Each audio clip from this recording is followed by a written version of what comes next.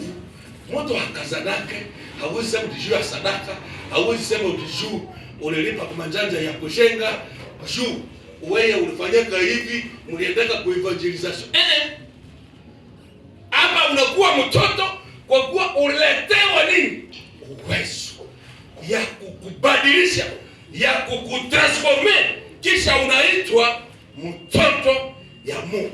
Ni kusema ndani yako mnapowekwa uwezo wa kuwa mtoto ya Mungu, ni kusema umungu unawekwa ndani yako. Amen. Tunaelewa pale? Ndio. Ndani yako Mungu anaweka uwezo ya kuwa mtoto yake, ni kusema Mungu anaweka umungu ndani yako. Amen.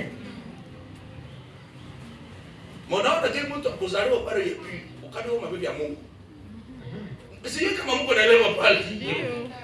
Kuna uwezo ya Mungu, nguvu ya Mungu, mamlaka ya Mungu, anajideployer na nguvu yake kusudi aitransfere kwako, ikuwe ndani yako, na huo uwezo ukufanye kuwa mtoto yake. Ni kusema na wewe umekuwa na uwezo, umekuwa na nguvu, umekuwa na mamlaka ya kimungu. Amen.